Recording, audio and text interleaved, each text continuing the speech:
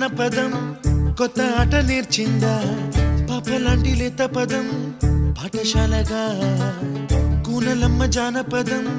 పల్లె దాటి వచ్చిందా చవళిల జానతనం పాట చూపగా